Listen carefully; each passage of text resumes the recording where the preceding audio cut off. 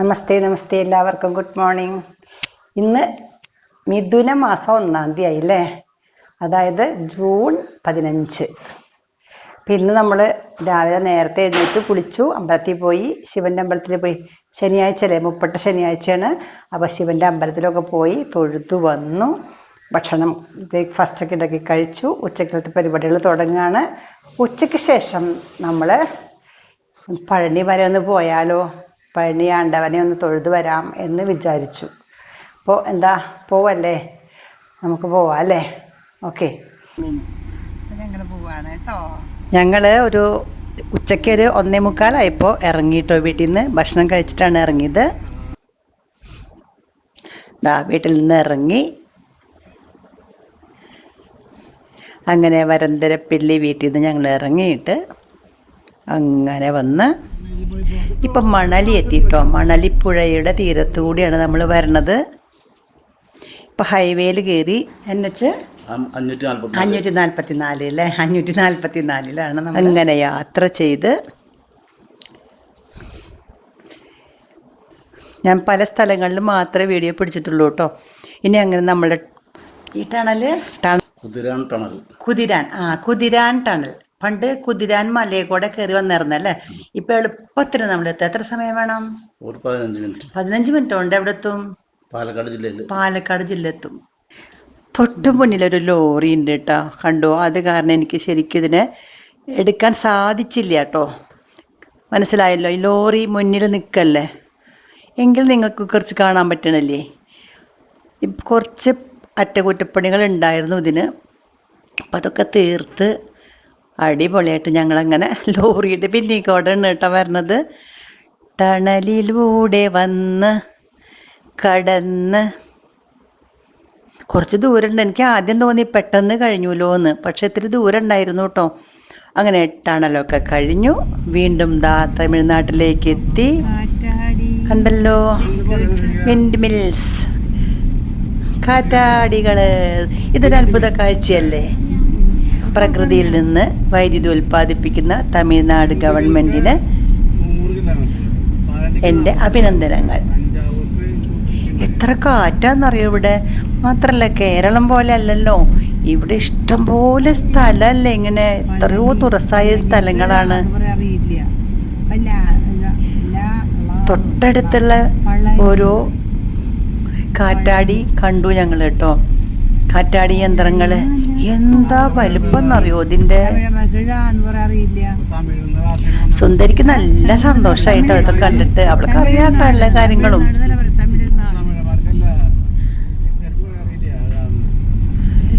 അങ്ങനെ തമിഴ്നാടില് നടക്കല്ല, വണ്ടി പോയിക്കൊണ്ടിരിക്കുകയാണ്.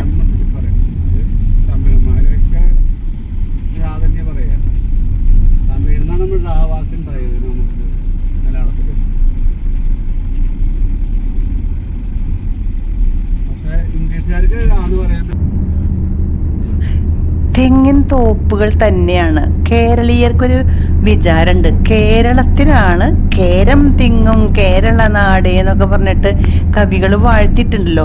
ഈ കേരങ്ങളൊന്നും ഇപ്പൊ കേരളത്തിലില്ല കേട്ടോ.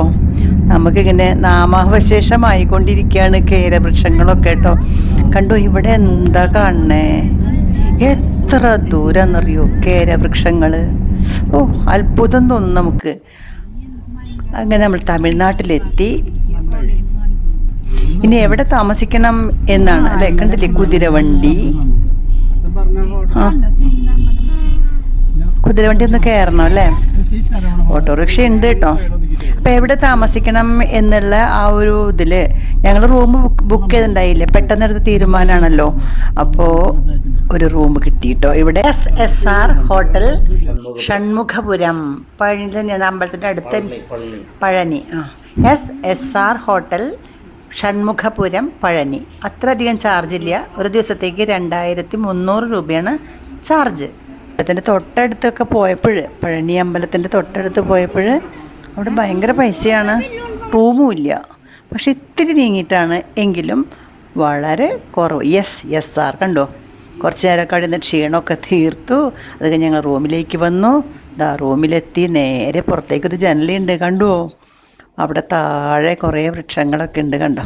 ഇത് ഞങ്ങൾ 4ാം നിലയിലാണ് കേട്ടോ. ഇത് 4ാമത്തെ നിലയിലാണ്. അടിപൊളിയുണ്ട് കേട്ടോ.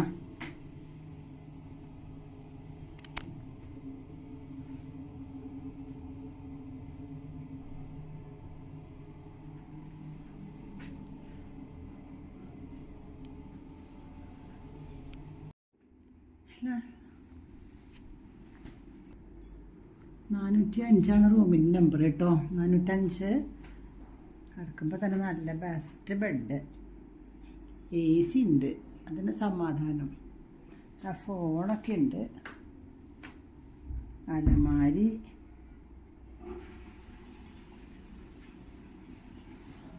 ടേബിള്, TV, വെള്ളം ചൂടാൻ കസേരയുണ്ട്. എത്ര രൂപ ചേട്ടാ? റൂമിൽ വന്ന് ഒന്ന് ഫ്രഷായിട്ട് ഞങ്ങൾ പെട്ടെന്ന് ഇറങ്ങി. ഇനി ഇത്തിരി ഭക്ഷണം എന്തെങ്കിലും കഴിക്കണം, ചായ എങ്ങനെ കുടിക്കണം, എന്നിട്ട് വേണം പോകാനായിട്ട്. ഹോട്ടൽ ഗൗരി കൃഷ്ണയിലാണ് ഭക്ഷണം കഴിക്കാനായിട്ട് പോയത്.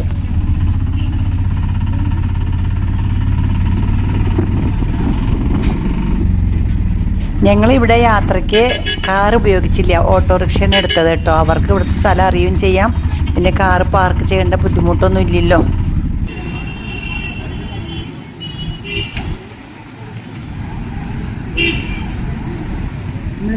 ഹോട്ടൽ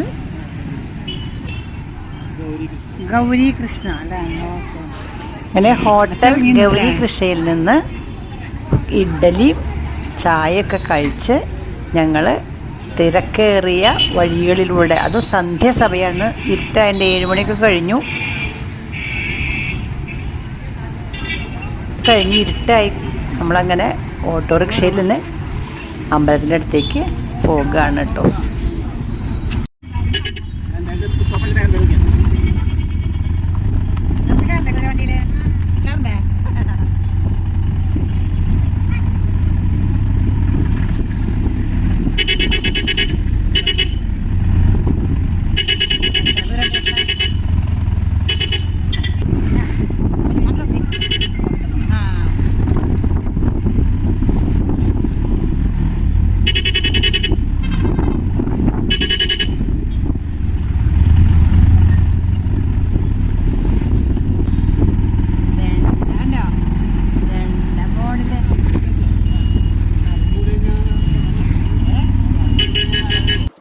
അങ്ങനെ ക്ഷേത്ര പരിസരത്ത് ഓട്ടോറിക്ഷ നിർത്തി ഞങ്ങൾ ഇറങ്ങി നടക്കണം. ദാ ദൂരെ മുകളിലേക്ക് നോക്കൂ, അതാണ് പഴനിമല.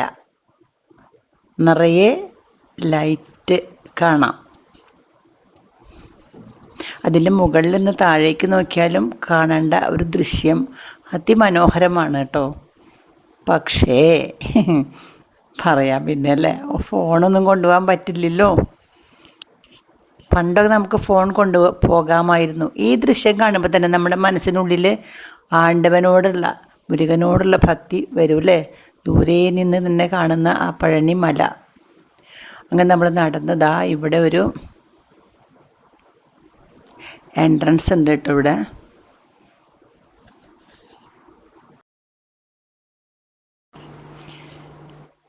എൻട്രൻസും നമ്മൾ കടന്നു. കുറച്ചുകൂടി നടക്കാനുള്ളൂ കേട്ടോ. ഈ കാണുന്നതാണ് ക്ഷേത്രത്തിന് മുന്നിലുള്ള ഒരു വലിയ പന്തലാണ് കേട്ടോ. കണ്ടോ, അടിവാരത്തുള്ള ഒരു പന്തൽ. അതിന് മുന്നിൽ ഒരുപാട് കടകളൊക്കെ ഉണ്ട്. നമ്മളിവിടെ ചെരുപ്പ് സൂക്ഷിക്കാൻ കൊടുത്തു.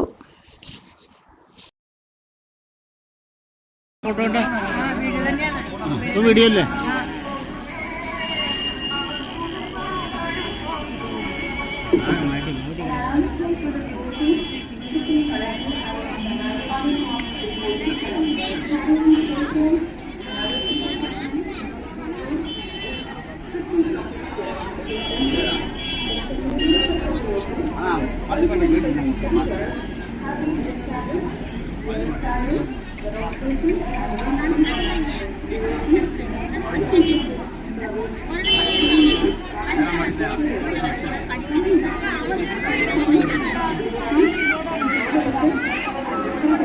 അപ്പോഴാണ് പറഞ്ഞത് മൊബൈൽ ഫോണും സൂക്ഷിക്കാൻ ഇവിടെ കൊടുക്കണമെന്ന്. മുകളിലേക്ക് അലൗഡ് അല്ലാത്രേ.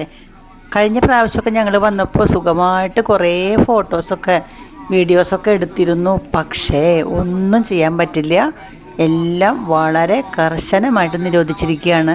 അങ്ങനെ ഞങ്ങൾ ഫോണും ഇവിടെ കൊടുത്ത് വെറും കൈയോടെ മുകളിലേക്ക് കയറാൻ പോവാണ്. ഇത്തിരി കർപ്പൂരം വാങ്ങിച്ചു കേട്ടോ, കത്തിക്കാനായിട്ട്, ഞങ്ങൾ പടിയിൽ കത്തിക്കാനായിട്ട്.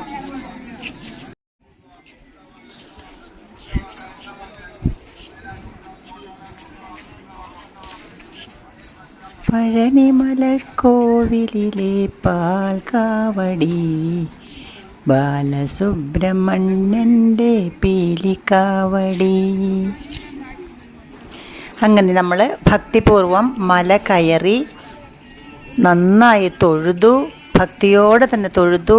ഒരു തരത്തിലുള്ള മറ്റ് ശല്യങ്ങളുമില്ലാതെ, മൊബൈലില്ല, വാണിഭക്കാരില്ല, ഒന്നുമില്ല. സുന്ദരം ഭക്തി മാത്രം നിറഞ്ഞ് തൊഴുത് അവിടെ നിന്ന് ഇറങ്ങിയിട്ടാണ് ഞങ്ങൾ ഈ ദൃശ്യങ്ങളൊക്കെ ഫോൺ വാങ്ങിയിട്ട് പകർത്തിയത് കേട്ടോ.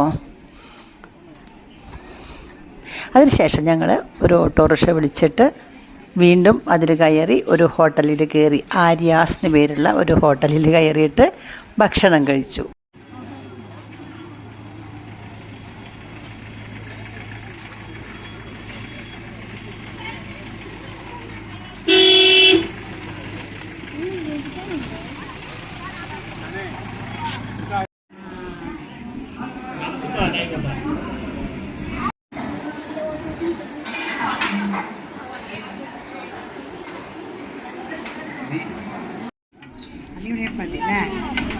ചപ്പാത്തി ചപ്പാത്തി ചപ്പാത്തി.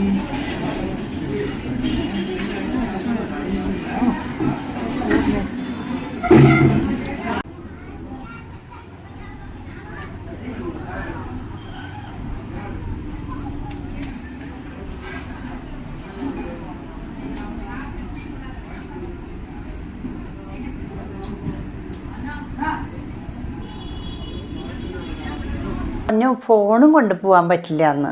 അപ്പം ഞങ്ങൾക്കാകെ അബദ്ധമായിട്ടാണ്. കാരണം ഞാൻ വിചാരിച്ച കുറേ വീഡിയോസൊക്കെ പിടിച്ച് എനിക്കത് യൂട്യൂബിൽ അപ്ലോഡ് ചെയ്യാലോ എന്ന് ഞാൻ വിചാരിച്ചു കേട്ടോ. അത്ര രസമല്ലേ പഴനിയിലത്തെ ദൃശ്യങ്ങളൊക്കെ. അപ്പോൾ പറ്റിയില്ല, അതവിടെ സൂക്ഷിക്കാൻ കൊടുത്തിട്ട് കയറിപ്പോയി. പക്ഷെ ഒരു ഗുണം കിട്ടിയെന്ന് വെച്ചിട്ടുണ്ടെങ്കിൽ, നമ്മൾ ഫോൺ കൊണ്ടുപോയിരുന്നെങ്കിൽ എനിക്ക് വീഡിയോ പിടിക്കണേലായിരിക്കും ശ്രദ്ധയുണ്ടാവുക. അപ്പോൾ ഭക്തി എന്ന് പറഞ്ഞ സാധനം, നമ്മൾ എന്തിനാണോ പഴനിയിലേക്ക് പോയത്, ഭക്തിയോടുകൂടി ഭഗവാനെ ദർശിക്കാനാണ്, ഭഗവാനോട് പ്രാർത്ഥിക്കാനാണ് ഞാൻ പോയത്. അത് നടക്കാണ്ട് വന്നേനെ. അപ്പം എല്ലാം നല്ലതിനാണ് കേട്ടോ. പക്ഷെ പറഞ്ഞാൽ നിങ്ങൾക്ക് മനസ്സിലാവുമല്ലോ, നല്ല രസകരമായ ഒരു അന്തരീക്ഷം. പ്രത്യേകിച്ച് സന്ധ്യയായ കാരണം കൊണ്ട് ചൂട് അധികം ഇല്ല. പിന്നെ തിരക്കും ഇത്തിരി കുറവാണ്. കാരണം രാത്രിയാകുമ്പോൾ അധികം ആൾക്കാരുണ്ടാവില്ലല്ലോ. ഉച്ച നേരത്തെ പോലെ രാവിലത്തെ പോലെ തിരക്കുണ്ടാവില്ല. അപ്പം നന്നായിട്ട് തൊഴാൻ പറ്റി. തൊഴാന്ന് വെച്ചാൽ അവിടെ ഓരോ സമയത്തും പൂജയുണ്ട്. ആ പൂജ കഴിയുമ്പോൾ ആൾക്കാരെ ഉള്ളിലേക്ക് കടത്തും, കുറേ ആൾക്കാരെ കടത്തും തൊഴാം. അപ്പം ഞങ്ങൾ ഒരു 100 രൂപയുടെ ഒരു ക്യൂവിലാണ് നിന്നത് കേട്ടോ. 5 പേരുണ്ടായിരുന്നു, ഞാൻ, രാജേട്ടനും, ജ്യോതിഷും, അമ്മു, സുന്ദരി.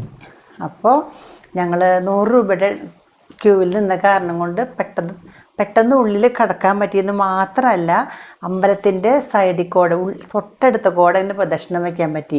അപ്പോൾ ആ സ്വർണ്ണത്തിൽ പൊതിഞ്ഞിട്ടുള്ള ആ മേൽഭാഗം ഉണ്ടല്ലോ, മകുടം, അതൊക്കെ ഇങ്ങനെ കാണാൻ സാധിച്ചു. പൊതിയല്ല, സ്വർണ്ണം കൊണ്ട് ഉണ്ടാക്കിയതെന്നൊക്കെ പറയണത്. എന്തൊരു രസമറിയാം കാണാൻ. ഞാൻ ആദ്യമായിട്ടാണ് മറ്റത് തൊഴുത് കഴിഞ്ഞ് പുറത്തിറങ്ങി നിൽക്കുമ്പോൾ അതിൻ്റെ മേൽഭാഗം ഇങ്ങനെ കാണാൻ പറ്റാറേ ഉള്ളൂ. പക്ഷേ ഇന്ന് അങ്ങനെയല്ല കേട്ടോ. ശരിക്കും ഞാൻ ഓരോ ഭാഗത്തു നിന്നും ഓരോരോ സൈഡിൽ നിന്നും അത് കണ്ടു. അവസാനം ഉള്ളിൽ കടന്ന് തൊടുമ്പോൾ നമുക്ക് ചുമരുമ്പോൾ തൊടുമ്പോൾ തന്നെ അറിയാം അത് സ്വർണ്ണം തന്നെയാണ്. ഓ, അത്ഭുതം തന്നെ കേട്ടോ. അടിപൊളി. ചുറ്റുമുള്ള ഭാഗങ്ങളൊക്കെ കരിങ്കൽ പാളികൾ കൊണ്ട് നിർമ്മിച്ചത്. കരിങ്കൽ തൂണുകൾ, അടിയിലും കല്ല് പാകിയതൊക്കെ തന്നെയാണ്. എന്ത് രസമായിരിക്കണു. തണുപ്പൊന്നുമില്ല, ചൂടുമില്ല, അങ്ങനത്തെ ഒരു അന്തരീക്ഷം അതിൻ്റെ ഉള്ളിൽ കേട്ടോ. അങ്ങനെ തൊഴുത് കഴിഞ്ഞ് പുറത്തിറങ്ങി വന്ന് അവിടെ ചുറ്റും നടന്നിട്ട് പതുക്കേനെ ഇറങ്ങി. പക്ഷെ ഒരു കാര്യമുണ്ട്, ഞങ്ങൾ നേരിട്ടുള്ള സ്റ്റെപ്പ് കയറിയിട്ടല്ല കേട്ടോ മുകളിലേക്ക് പോയത്. ഞങ്ങൾ നേരിട്ട് കയറിയില്ല, സ്റ്റെപ്പ് കയറിയില്ല. കാരണം കിതപ്പ് വരും, എനിക്ക് പറ്റില്ല കേട്ടോ, അത്രയും സ്റ്റെപ്പ് കയറാനുള്ള കഴിവില്ല. അതുകൊണ്ട് സൈഡിൽ കൂടെയുള്ള വഴി കൂടെ, ആ ചെരിഞ്ഞ വഴി ഉണ്ടല്ലോ, ആന പോണ വഴി എന്നൊക്കെ പറയാ, അതിൽ കൂടെ പോകാമെന്നാണ് തീരുമാനിച്ചത്. എങ്കിലും ചുരുങ്ങിയത് ഒരു 15 സ്ഥലത്തെങ്കിലും ഞാൻ ഇരുന്നിട്ടുണ്ട് കേട്ടോ. കുറച്ച് കയറും, കിതയ്ക്കും, അവിടെ ഇരിക്കും, ഒരു 2-3-4 മിനിറ്റ് ഇരിക്കുമ്പോൾ കിതപ്പ് മാറും, വീണ്ടും നടക്കും. അങ്ങനെ നടന്ന് ശരിക്കും പറഞ്ഞാലൊരു 7:30-8 മണിയൊക്കെ ആയിട്ടുണ്ട് അവിടെ മുകളിൽ കയറി കഴിഞ്ഞപ്പോൾ. പിന്നെയാണ് ക്യൂ നിന്നത്.